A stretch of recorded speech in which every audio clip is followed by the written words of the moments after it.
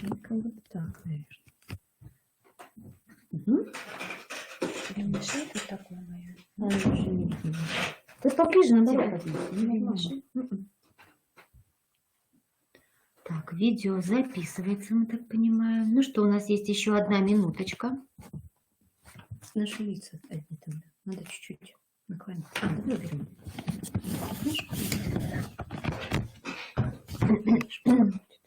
Ну, чтобы шея хоть была. Угу.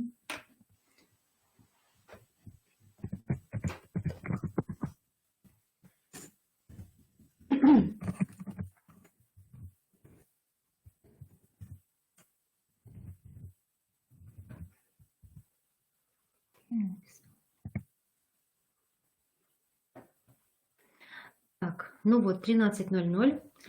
Здравствуйте, уважаемые слушатели, уважаемые коллеги, родители и все, кто собрался сегодня у экранов, чтобы послушать наше выступление. Хотелось бы получить обратную связь от слушателей, насколько хорошо нас видно, слышно, все ли в порядке со связью. Пожалуйста, напишите нам что-нибудь в ответ. Может, еще погромче? Так, я громкость немножко увеличиваю. Так. 3 участника, да? 3 участника пока, да. Но мы надеемся, что присоединятся к нам еще другие. Мы ждать не будем, уже начинаем. Да, мы тогда начнем. Так, здравствуйте, Любовь Александровна. Любовь Александровна поздоровалась с нами. Да, очень рады мы присоединившимся к нам. Итак, мы представимся. Значит, сегодня с вами специалисты. Учитель-логопед Виктория Викторовна Ушанова, вот моя коллега, и я учитель-дефектолог Евдокимова Марина Владимировна. Мы воркутинцы, мы работаем в детском саду номер 18 с детками, которые имеют особые образовательные потребности. Дети с нарушениями интеллекта, опорно-двигательного аппарата и расстройствами. Множественные нарушения развития, да. И сегодня мы поговорим о развитии двигательных навыков и координации движений у детей в домашних условиях. Почему именно в домашних условиях? Потому что в детском саду есть специальные упражнения, у многих есть тренажеры, есть физкультурные залы, музыкальные залы, и дети там, в принципе, получают необходимую физическую нагрузку.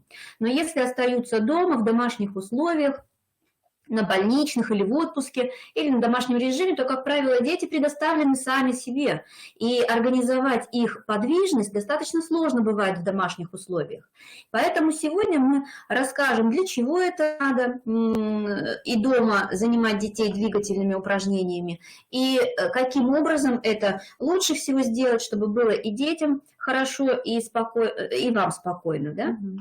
Итак, целью физического развития детей является воспитание здорового, жизнерадостного, жизнестойкого, физически совершенного, гармонически и творчески развитого ребенка. И все мы прекрасно понимаем, что физическое здоровье – это основа основ. На физическое здоровье накладываются интеллектуальные потом потребности ребенка, да, возможности его развития дальнейшего также определяются физическим здоровьем. Сюда входит здоровье общей моторики, да, мелкой моторики, мимической мускулатуры, в общем, разных органов нашего тела. Для достижения поставленной цели необходимо решить ряд важных задач. И первое – это преодоление двигательного негативизма.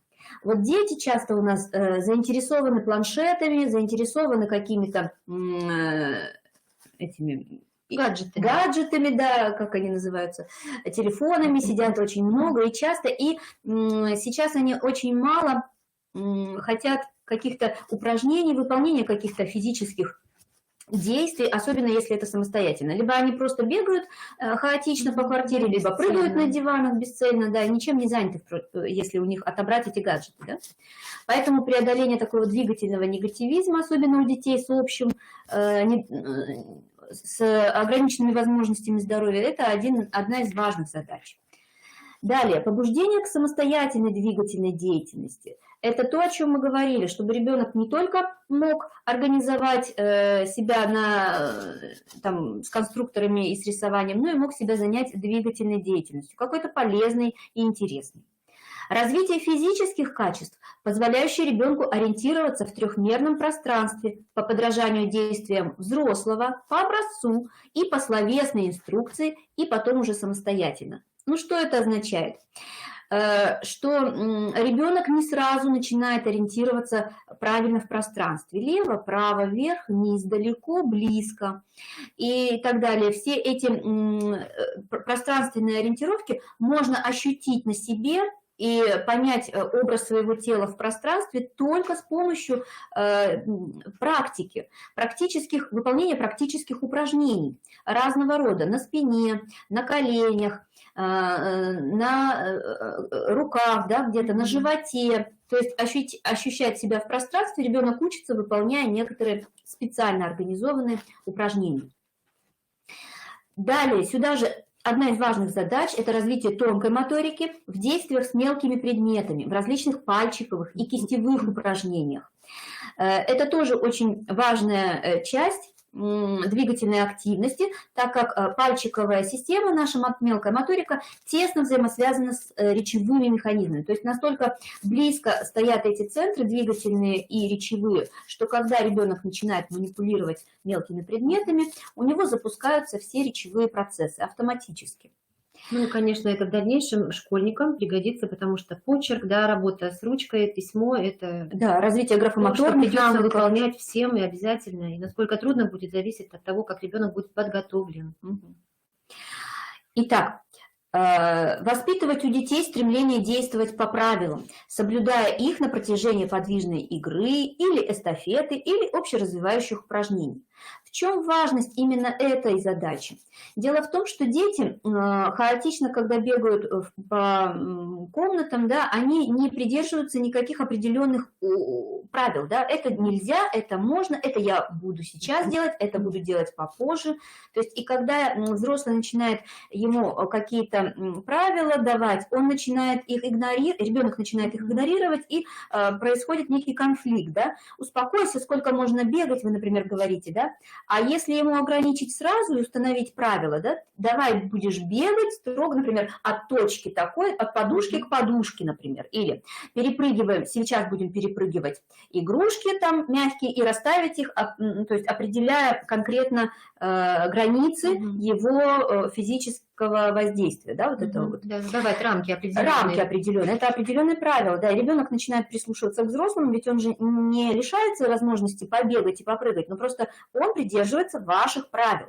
И потом в другой деятельности, да, он тоже начинает прислушиваться к этим вашим правилам и начинает слышать вас, а это очень важно, особенно в школьной деятельности, да, потом понимать инструкции и слушать взрослого. Формировать, еще одна из очень важных задач, это формирование правильной осанки и развитие всех групп мышц, которые отвечают за нашу осанку. Что такое осанка? Это прежде всего наши органы, да, которые нигде не зажимаются, находятся в расправленном состоянии, наши легкие хорошо дышат. Хотелось поправить. Да. Вот, наши легкие вдыхают воздух, наш кишечник переваривает пищу, да. Сердце стучит свободно, ничем не сдавлено, да, и соответственно, кровообращение не нарушается и поступает кислород и питательные вещества в организм. То есть это основа основ осанка, которая есть у ребенка, которую вы сможете корректировать, да, где-то, если он уже начинает сутулиться. Вот. И важно очень включать такие упражнения и в домашних условиях. Далее. Содействовать профилактике плоскостопия. Очень много детей сейчас есть с нарушением именно опорно-двигательного аппарата, да, и с плоскостопием. Сокращение стопы практически у каждого второго. Поэтому обувь не подходит какая-то, да, ребенку потом. Проблемы начинаются, болевые ощущения, да, очень много трудностей у ребенка связано как раз с этим нарушением. Поэтому профилактика плоскостопия – это тоже очень важная задача, которая стоит перед родителями дома, например. Дальше. Развитие двигательных способностей у детей, физических качеств, ну, это самая такая обязательная часть, да, наверное, и формирование у детей умения навыков правильного выполнения самих движений. То есть движения можно выполнять по-разному, но лучше выполнять их правильно, чтобы нигде никакие мышцы не защемить, не усугубить какие-то проблемы, да, лучше делать все сразу правильно. Значит, какими методами дома мы будем пользоваться? А самыми простыми, игровыми и соревновательными, эстафетными, да, это такие ведущие методы, которые интересны детям дошкольного и младшего школьного возраста, они всегда готовы поиграть и посоревноваться, особенно если будут у вас выигрывать, да, какие-то эстафеты. Мотивацию, да, у ребенка. Вот. Если это будет в веселой компании мам, пап, бабушек, дедушек и сестер, то это будет еще и на сплочение вашей семьи упражнения. Итак, основные принципы, хотелось бы их обговорить тоже, потому что многие не знают, да, что очень важно использовать тоже при развитии двигательных навыков в домашних условиях. Итак, принцип активности предполагает в ребенке высокую степень самостоятельности, инициативности и творчества. То есть дайте ребенку возможность придумать упражнение самому и сделать вместе с ним это упражнение. И попробовать направить так, чтобы он правильно его выполнил. Да? Пускай проявляет и инициативу, и творчество, и самостоятельность. Это очень важно для развития свободной творческой личности. Принцип систематичности, последовательности означает построение системы физкультурно-оздоровительной работы и последовательное ее воплощение. Последовательно. То есть от меньшего к большему, наоборот. Да? От простых упражнений к сложным. От ежедневных упражнений, ну или там, например, раз в 2 недели, там, потом раз в неделю, то есть какая-то систематичность. Ну, в общем, как вам удобно. Может, каждый выходный вы будете там куда-то что-то делать, чем-то заниматься, а может, каждый день вечером вы будете какие-то упражнения практиковать. Далее. Принцип повторения предусматривает формирование двигательных навыков и динамических стереотипов на основе многократного повторения упражнений и движений. Все упражнения мы начинаем осваивать постепенно. Сначала это знание, как его делать, потом это умение, а потом только появляется навык. Навык, который уже никуда не уйдет, он уже сформирован, и ребенку точно будет правильно выполнять все упражнения. А это только с помощью многократных повторений мы можем этого добиться. Да? Поэтому, чтобы сформировать навык, нам необходимы эти многократные повторения. Принцип доступности и индивидуализации означает обязательный учет индивидуальных особенностей ребенка для правильного подбора доступных ему физических нагрузок. Ну, например, мы не будем давать ребенку встать на мостик, когда он не может даже изогнуть как-то спинку или что-то там сложное ему, или болит спина, например, да, или он ручки слабенькие не выдержит. Да. Мы не будем его заставлять делать ласточку, если он не умеет стоять даже на одной ножке, да, или там координация нарушена, например, да, где-то что-то болит, или это понятно, что мы будем индивидуальные особенности ребенка каждого учитывать сами, да? Да. Но и не надо забывать, что работаем на опережение немножко, и если ребенок не может где-то сделать, но видно, что он способен выполнить, то тогда мы ему даем нагрузку чуть-чуть больше, чем он может сделать, да? Такую. Я сейчас небольшую паузу еще возьму Виктории Викторовны по поводу тех упражнений, которые она сказала, ласточка, мостик. Каждая мама, конечно же, знает состояние здоровья своего ребенка. И есть ряд упражнений, которые, допустим, конкретному ребенку категорически противопоказаны.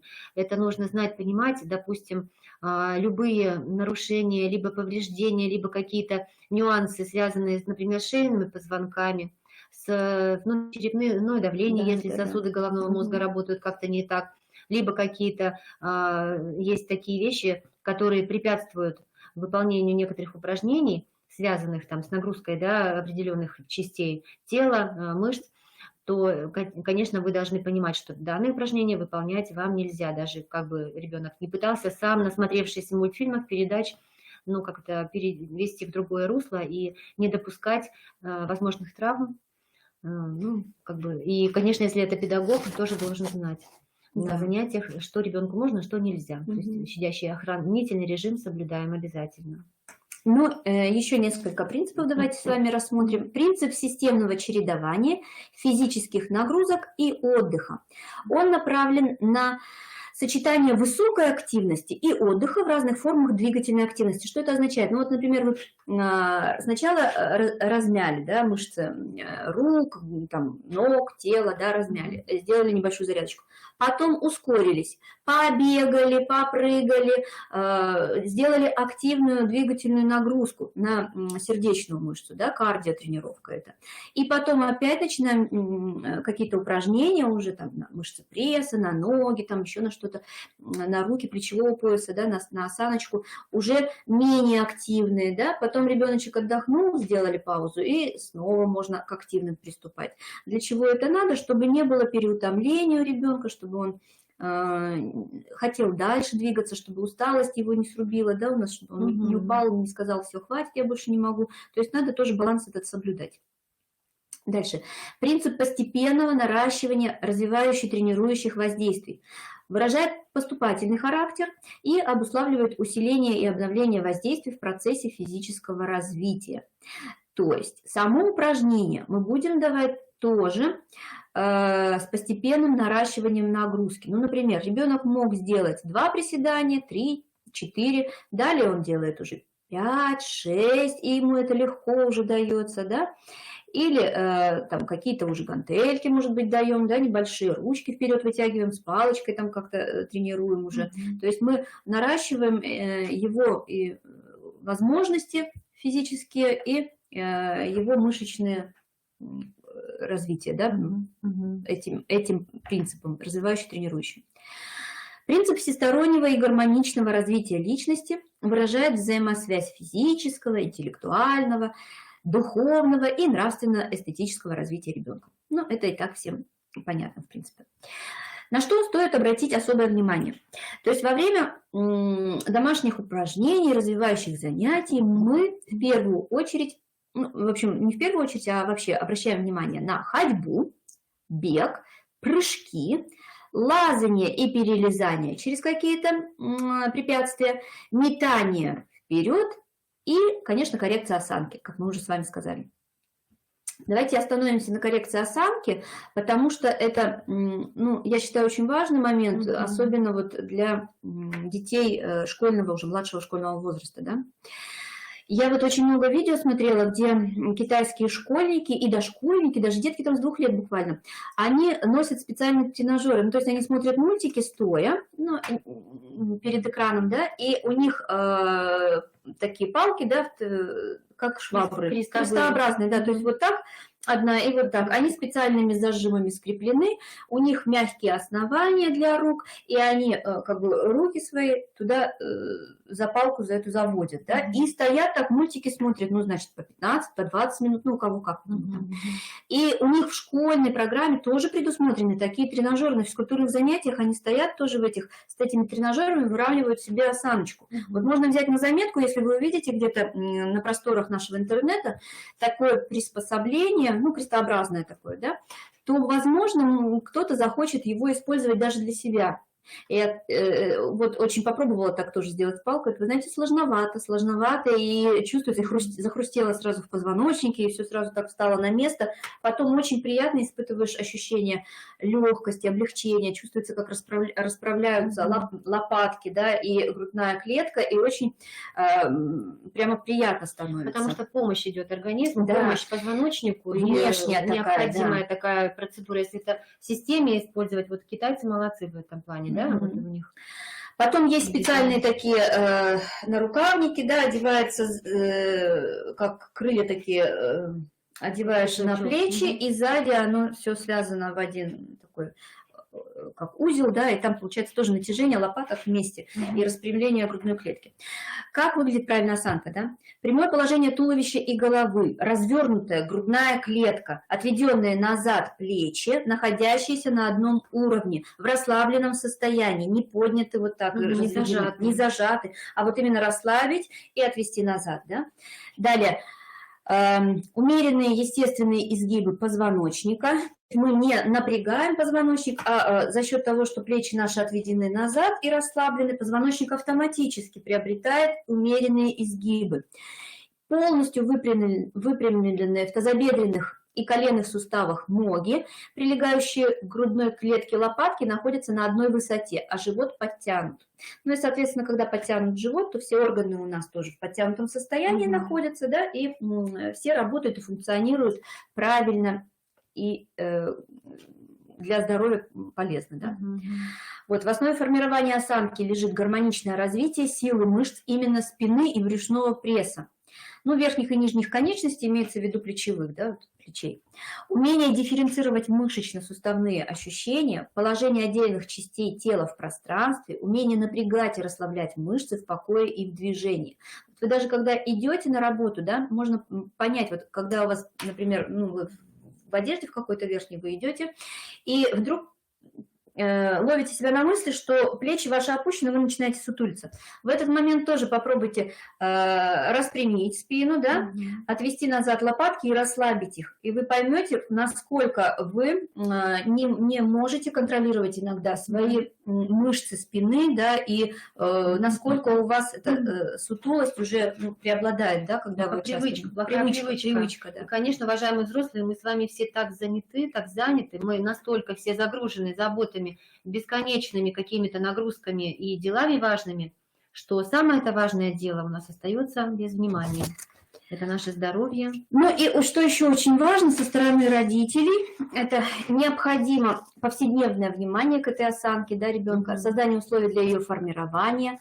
Сейчас есть, кстати говоря, такие стулья интересные, без спинки они, да, и сидеть на них можно как бы на тазобедренном вот этом суставе, под бедром, да, там такая сидушка под бедро ставится, и ноги за счет голени удерживают поверхность голени и бедра, ну, за счет ног, в общем, ребенок сидит. Похоже на наклонную скамеечку. И, если честно, такая форма стула на самом деле очень хороша, потому что в этот момент спина находится в естественном положении, она автоматически распрямляется, ей не надо держаться за спинку, но она под наклоном немножко находится, и поэтому мышцы спины укрепляются автоматически, да, и держится спина достаточно ровно.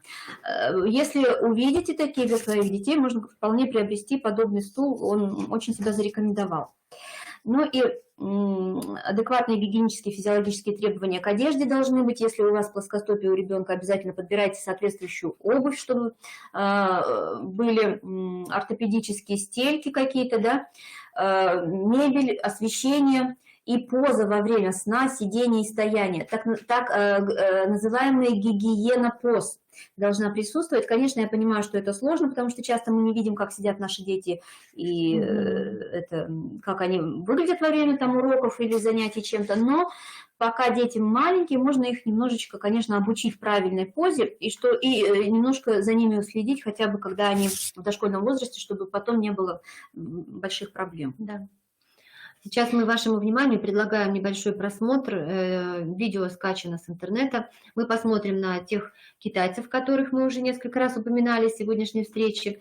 Да, и хотелось бы мне вот отметить, как раз сейчас мы перейдем к практической части нашей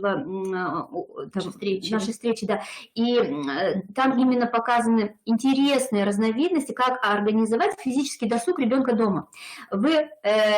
Можно посмотреть, взять что-то на заметку, и можно будет еще поискать на просторах интернета тоже такие же подобные видео и попробовать со своими детьми такие же упражнения. Да, такая небольшая подсказка для взрослых, как занять ребенка дома и присоединиться к нему. Звук убираем.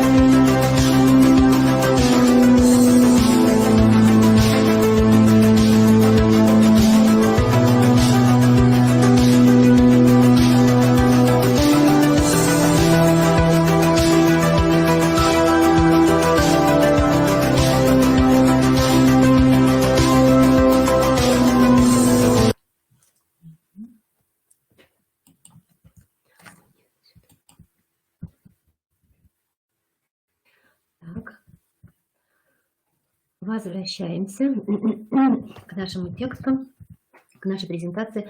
Ну вот, уважаемые родители и коллеги, вы увидели не только там, конечно, советы по организации двигательного режима дома и всяких интересных идей, там еще и мы увидели другие, да, всякие штучки творческого характера по раскрыванию цветочков, по всяким нарисованиям в раковине, все, что мы можем и любим применять, конечно же, в работе своей, как педагоги. Вот. Итак, мы перешли таким образом к подвижным играм. Несколько рекомендаций, несколько идей мы сейчас вам озвучим для того, чтобы вы смогли дома как бы с чего начать, да, какая игра может быть организована. Регулярная физическая активность укрепляет функциональные способности сердечно-сосудистой системы. То есть любая двигательная активность – это нагрузка на наш моторчик, на сердце. Это хорошо, если это все в пределах разумного и в пределах возрастной нормы ребенка. Развивает мышцы, улучшает психологическое самочувствие. В отсутствии достаточной физической активности ребенок не имеет возможности куда-либо направить эту свою энергию. И в результате он становится беспокойным и неусидчивым. То есть энергия, которая у ребенка есть, своя природная, она должна, безусловно, найти выход. Она должна найти правильный, хороший выход. И сложнее ребенку, неорганизованному такому, не растратившему хорошую порцию энергии, ему сложнее сконцентрироваться на какой-то определенной задаче. Одними мультиками тут не обойтись, ребенку нужно много двигаться, бегать, прыгать, играть в мяч. Чтобы направить ее в мирное русло, родителям нужно проявить фантазию, организовать домашние игры. Итак, многие дети сейчас не играют, и родители не видят в этом ничего плохого. Они считают, что масса других полезных занятий существует, что важнее, например, ребенка научить читать и считать, а игра – это пустое развлечение. Играть вовсе не обязательно, однако в дошкольном возрасте, как мы все знаем, еще раз повторим, игра – это главная развивающая деятельность. Ничто, ни одна деятельность другая в детском возрасте не заменят игры, так как это единственный и главный способ познания мира. Лекциями, нотациями и просмотром всяких развивая их даже в гаджетах, не заменить этого ценного, чем, собственно, игрой. Опыта, да, этого, Опыта. Да. Необходимо. Через проигрывание разных сюжетов и ситуаций ребенок начинает понимать отношения между людьми, правила отношений, разбираться в многообразии и мире человеческих эмоций и желаний. Ребенок в игре начинает воображать, представлять, стремиться стать другим, например, брать пример, да, либо там развенчаться в каких-то своих желаниях, увидев отрицательный пример героя игры, да, ну, если мы там говорим о сюжетной игре. И в этом в результате всего этого формируется внутренний собственный мир малыша и понимание себя в этом всем мире. В игре ребенок может принять на себя определенную роль, и так как действует определенный персонаж, и таким образом он учится действовать в соответствии с определенными правилами, как уже говорила Виктория Викторовна, да, как бы в рамках определенного образа. Вот. И, конечно же, вот следующая игра, о которой мы поговорим, например, игра через ручеек. Значит, какая задача перед нами мы ставим перед собой? Развивать у ребенка ловкость, упражняться в прыжках на обеих ногах в равновесии. Что мы делаем? Берем 2 шнурка, 2 ленты, 2 какие-нибудь веревки, все, что дома найдется. Расстояние между ними 2 метра, это ручеек. Ребенок должен перебраться на другой берег по камушкам, не замочив ног. Вот. Дощечки могут быть расположены с таким расчетом, чтобы ребенок мог прыгнуть обеими ногами с одного камушка на другой. Дощечки, либо какие-то листы.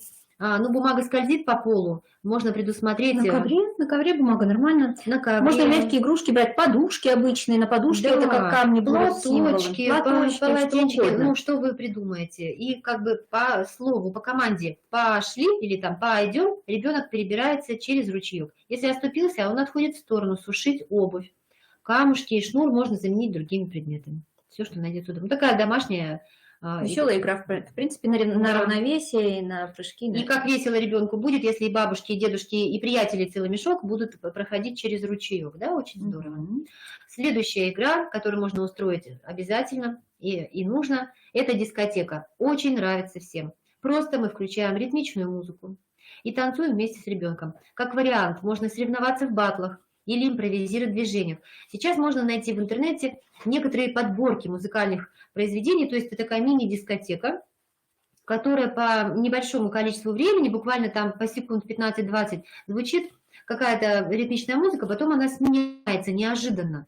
И если мы будем выполнять движения, то мы поймем, С ритмом, как да, они и музыкой, меняются. да. Мгм. Да, музыка может быть и смешная, и лирическая, и марш, и все что угодно. Это очень бодрит, веселит и как бы сплочает.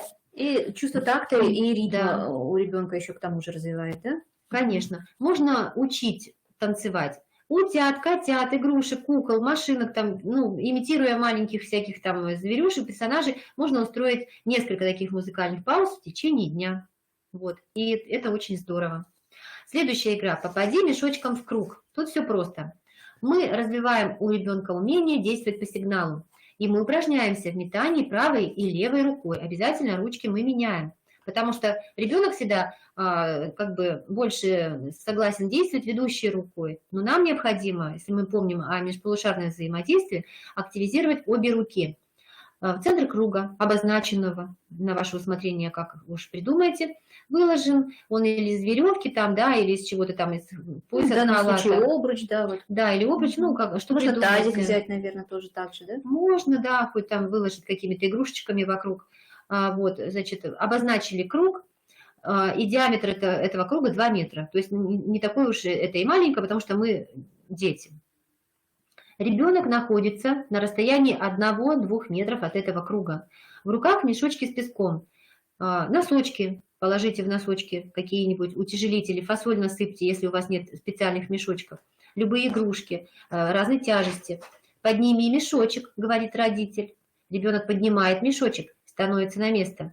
Вот. И потом бросаем. То есть опять же мы учимся саморегуляции, мы учимся волевым качествам, ждать команды, ждать сигнала.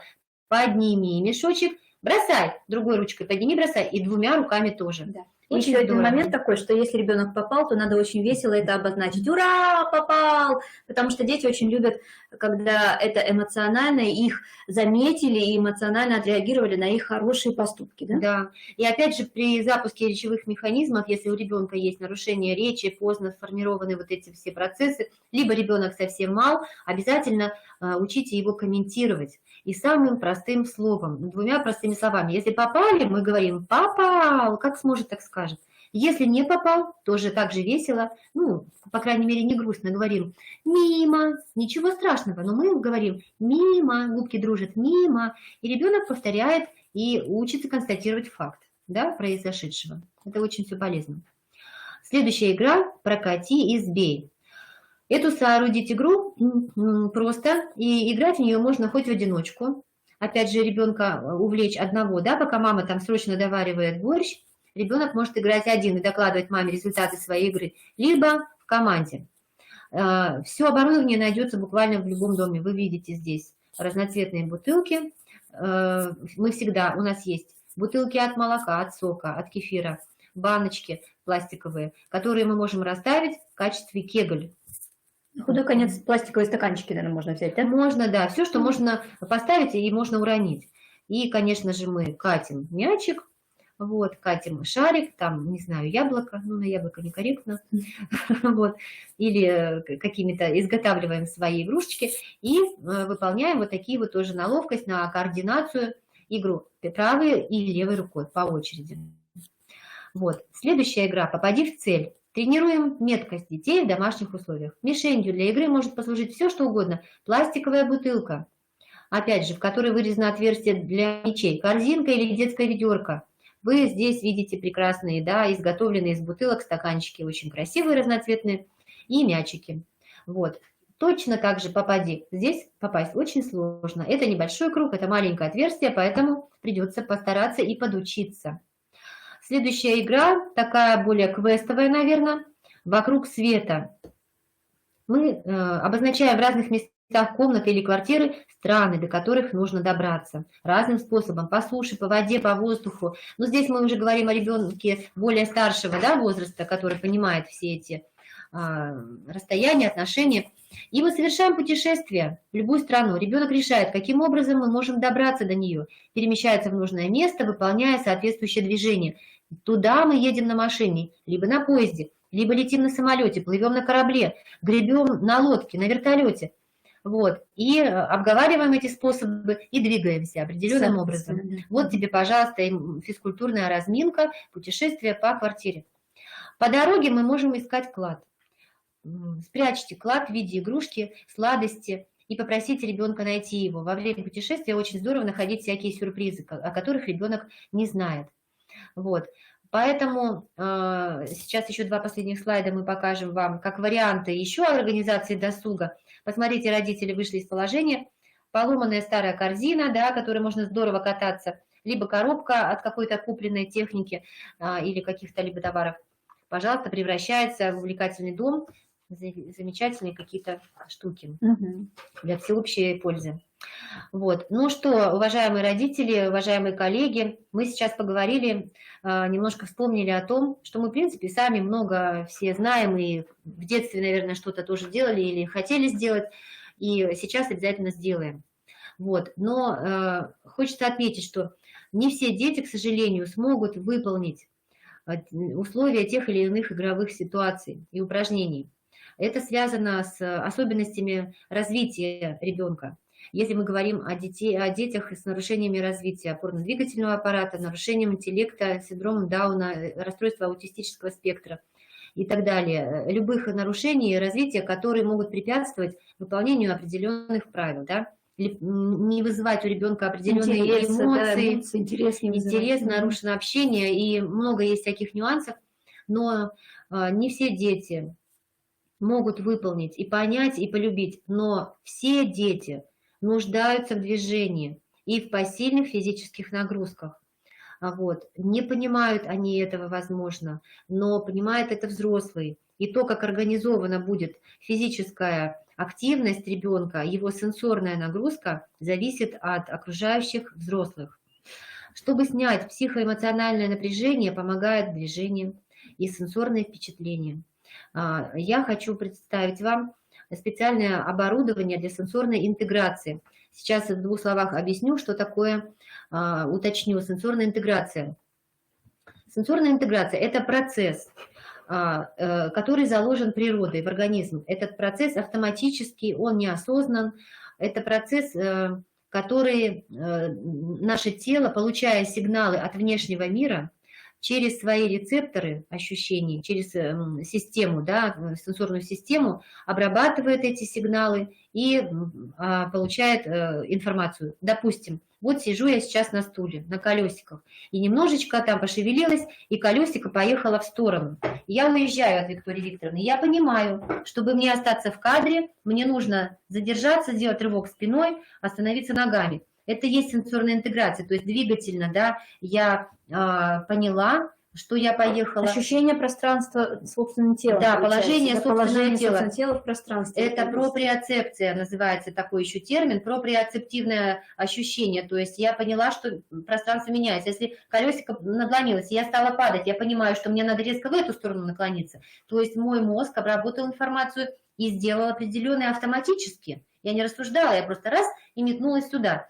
Это все сенсорная интеграция. Например, не могу я уснуть, да, взрослый человек не может уснуть, например, ворочается, мечется. Но как часто бывает, что, получив небольшую нагрузку на свое тело, допустим, взяв более тяжелое одеяло, либо укрывшись там, не знаю, хватив какую-то большую мягкую игрушку, ну, кто там во что гораздо, становится более удобно, комфортно, наступает расслабление, и человек засыпает.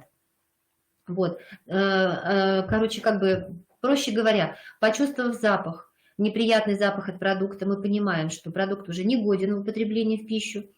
Это понимаем, потому что мозг обработал данный сигнал обоняния, и тогда уже мы не будем это кушать, да? Но не все, опять же, не у всех работает хорошо эта система сенсорной интеграции, не у всех работает вот эта функция. Для того, чтобы ее держать в балансе, развивать, поддерживать, существует специальное оборудование. И стимулировать тоже, да, стимулировать. Особенно, да. Это нужно, в общем-то, всем, и нормально развивающимся детям, и взрослым. И необходимо нам снимать напряжение и поддерживать себя в балансе. Поэтому то, что я сейчас вам покажу, опыт нашего детского сада, небольшой видеоролик, пожалуйста, возьмите себе на заметку. Так, убираем звук.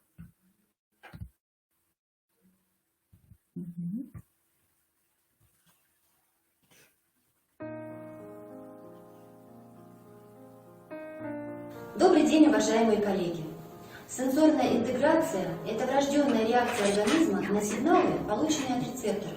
Осязание, обоняние, вкус, слух, вестибулярный аппарат подсказывают человеку о происходящем вокруг и как же лучше поступить. Например, вестибулярный аппарат подсказывает, какое положение тела лучше занять. Неприятный вкус предупреждает о несвежести продукта. Поглаживание, объятие расслабляют нервную систему. Все эти реакции врожденные, и процесс этот происходит автоматически. У детей с нарушением сенсорной интеграции происходит сбой в обработке полученных от рецепторов данных. Синдром проявляется и в поведении, в тактильных ощущениях, познавательном и моторном развитии. Такие дети выглядят истеричными, капризными, избалованными. На самом же деле причина деструктивных реакций кроется в нарушениях работы центральной нервной системы. Основная задача сенсорно-интеграционной терапии – стимуляция двигательной вестибулярной систем, мышц, кожи, суставов. Стимуляция мозжечка способствует улучшению памяти, коммуникационных и умственных способностей, а также развитию логического мышления. Процедура производится при помощи специальной балансировочной доски Bill-Go. Особенностью балансира является то, что занятия на нем воспринимаются как развлечение. Тренировка с его помощью не является сложным занятием, она без усилий и незаметно приносит пользу для здоровья. Укрепляет мышечную систему, улучшает работу мозга, формирует чувство равновесия, развивает координацию. Тренажер предназначен для людей с заболеваниями нервной системы. Он полезен для общего развития и развлечения здоровых детей. Основа роста, развития и обучения начинается с сенсорного и моторного взаимодействия с миром. Работа мозга начинается с движения и сенсорных исследований. Поэтому сенсорная стимуляция и двигательная активность создают почву для развития мозга. Это и лежит в основе программы мозжечковой стимуляции.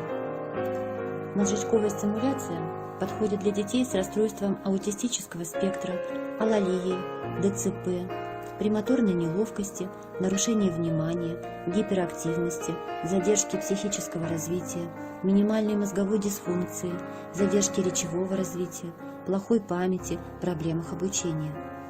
Для чего нужна мозжечковая стимуляция?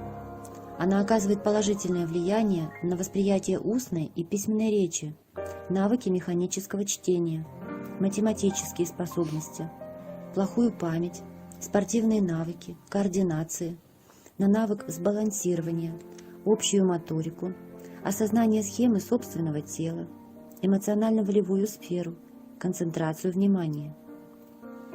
Результаты достаточно быстро проявляются в улучшении поведения, внимания, речи ребенка, успехах в учебе. Мозжечковая стимуляция значительно повышает эффективность любых коррекционных занятий с логопедом, психологом, дефектологом. Развивающее оборудование для нейрокоррекции насчитывает большое разнообразие и широкую область применения. Массажные кочки предназначены для упражнений на балансировку, развитие движений и тактильного восприятия, способствуют развитию внимания, познавательного интереса, улучшению эмоционального фона, обладают выраженным массажным эффектом. Резиновые массажные кочки также можно применять для спортивных занятий и соревнований. Особое место в группе оборудования для сенсорной интеграции занимают разные виды утяжелителей. Их основная функция – тактильная реабилитация детей с ОВЗ. Они используются для улучшения ощущений собственного тела, снижения сенсорного голода, повышения тактильной чувствительности. Одеяло гречишное – многофункциональный тренажер для детей и взрослых, обладающий выраженным терапевтическим и релаксационным эффектом. Оказывает расслабляющее действие на нервную систему. Когда на тело оказывается приятное давление, мы чувствуем защищенность границ своего тела, успокаиваемся, перестаем тревожиться. Утяжеленное одеяло выполнено из натуральных экологичных компонентов – хлопок, гречиха. Позволяет расслабиться после нервного стресса и тяжелого дня, отвлечься от плохих мыслей, снять моторное возбуждение, повысить качество сна. Во всех видах детской деятельности хорошо зарекомендовали себя жилеты-утяжелители. При применении данного устройства у детей повышается работоспособность, увеличивается познавательная активность, улучшаются моторные функции. Детский жилет-утяжелитель имеет фиксированный вес, рассчитанный на определенный возраст. Есть возможность увеличения веса с помощью дополнительных утяжеленных мешочков, для которых внутри жилета предусмотрены специальные карманы. Детские жилеты-утяжелители широко используются в качестве средства, помогающего ребенку прочувствовать свое тело.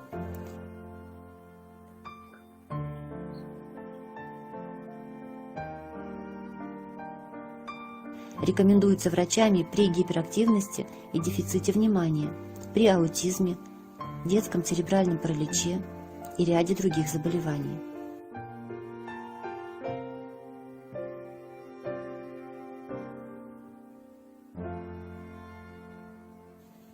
Для усиления проприоцептивной и тактильной чувствительности используется особый эластичный сенсорный мешок чулок Кислинг. Это большой карман из специальной эластичной ткани, которая помогает ребенку совершать любые превращения и тренироваться в разных сверхспособностях. Чулок предназначен для тренировки преодоления препятствий, улучшения пространственного ориентирования, ускорения формирования схемы тела, уменьшение тактильной гиперчувствительности, вовлечение ребенка в игровую деятельность и, конечно, формирование навыков социального взаимодействия. Терапевтические кресла-куб. Кресло для релаксации – неотъемлемая часть сенсорных комнат. Форма сидения разработана для людей с ограниченными возможностями здоровья и позволяет им комфортно располагаться внутри кресла. В изделии сложная функция сложения внутрь, которая позволяет экономить пространство, когда кресло не используется. В группе детского сада может выполнять роль уголка уединения, в котором может нуждаться ребенок, в том числе имеющий расстройство аутистического спектра. Размер кресла идеально подходит для отдыха и детям, и взрослым. Правильно организованная предметно-пространственная среда помогает целостному развитию ребенка, помогает снимать психофизиологическое напряжение.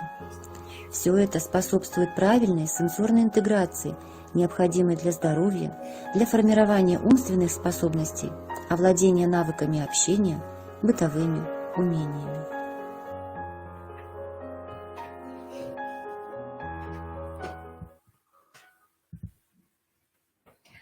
Ну,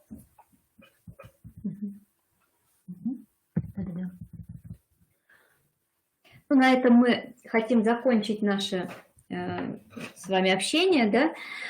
Подведем небольшие итоги.